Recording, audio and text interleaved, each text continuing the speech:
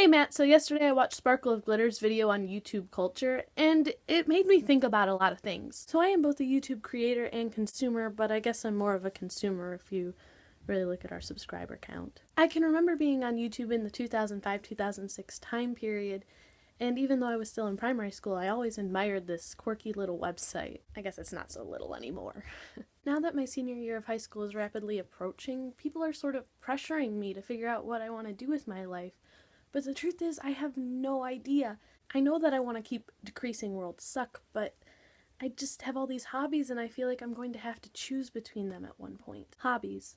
That's what I'm told. YouTube used to be a hobby. People have this nostalgic feel for the old YouTube, where people were able to create content without being sponsored or worrying about having an HD camera. Right now, as I'm filming this on my small little camera, I'm aware of the vastness of YouTube, but the people who started had no idea what this would turn into. I don't know about you, Matt, but I'm perfectly happy right here in our own little corner having our own little conversation. This website is full of people from all over the world with plenty of different opinions, and I think that's one of my favorite parts of YouTube. It enables the creator and the consumer to have a conversation between each other.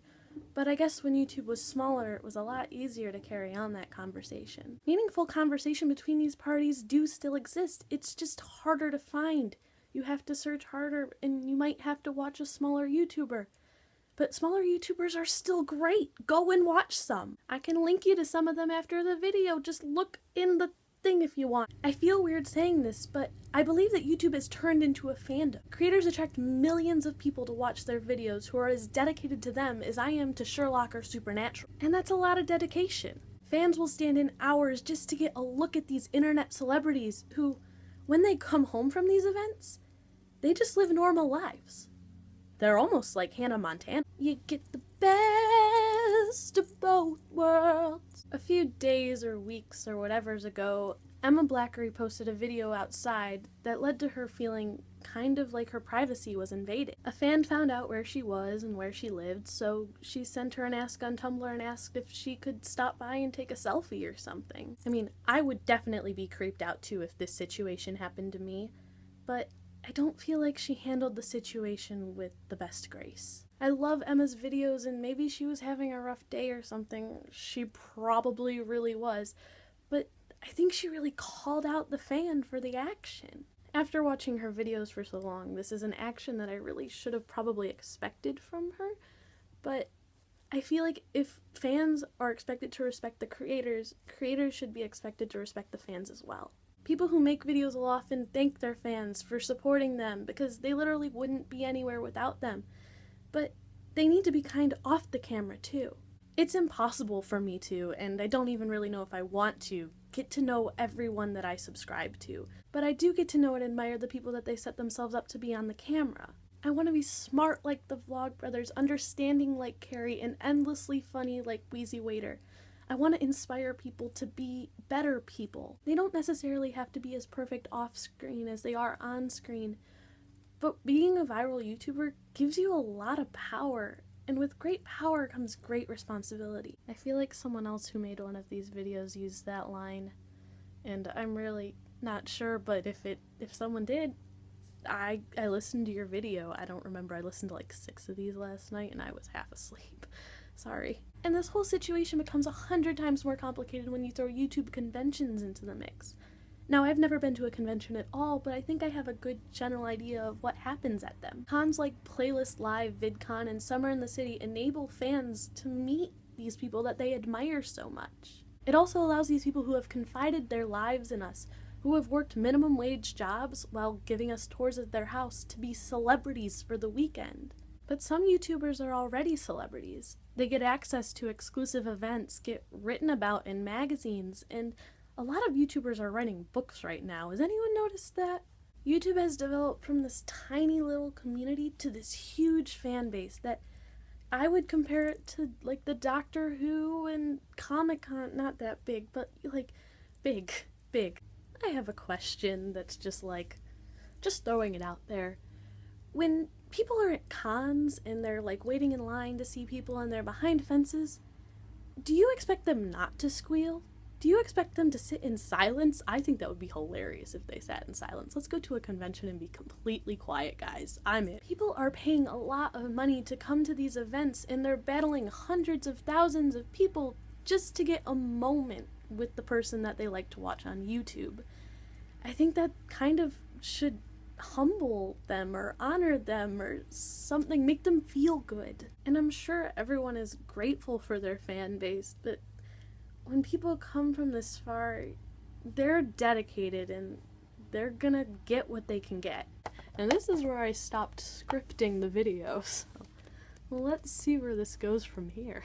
Karen Cavett put an idea that I've had in my head for a long time into her video about this topic. I'll link to her in the thing too. She talked about how conventions should be less about the madness and more about the connection between the fans, because I've been on Tumblr, I've been on Twitter, I've made friends. It's awesome. And I just love this idea. Karen, if you want to organize something, I'm right here.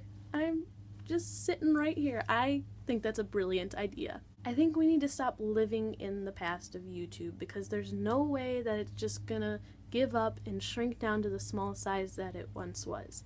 We just need to address the problem and head it straight on. It's gonna take a lot of thinking and effort, but it's worth it if we can get YouTube to be a real community between fans and creators once again.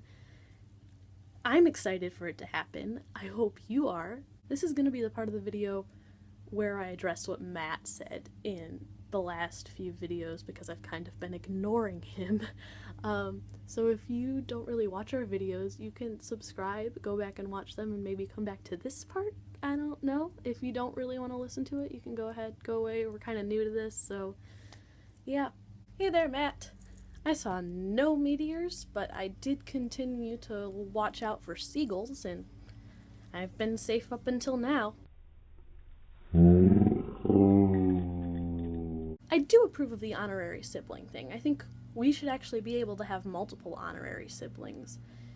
Even though the honorary sibling that requested to be yours was tickling me during our assembly today at school, and it wasn't very nice. Also, Matt, you're in luck, because I've been taking a class on morality all semester, and here's the thing.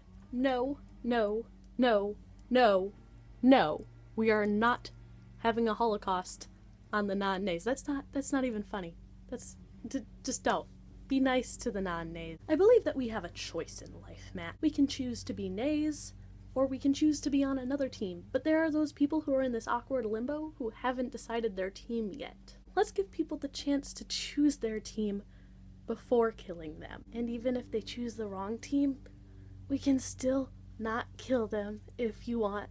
One last reminder before I say goodbye.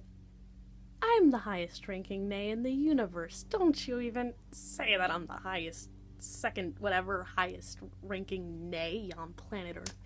You, sir, are full of garbage. Goodbye. I'll see you tomorrow. Let me know what you think on YouTube culture if you want. I don't know if you're interested in that. I think you'll be interested. I don't know.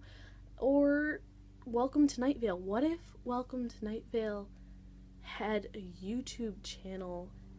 How do you think they would get along with their audience? That's a good question. I'll be happy to hear what you have to say on life tomorrow. Goodbye again.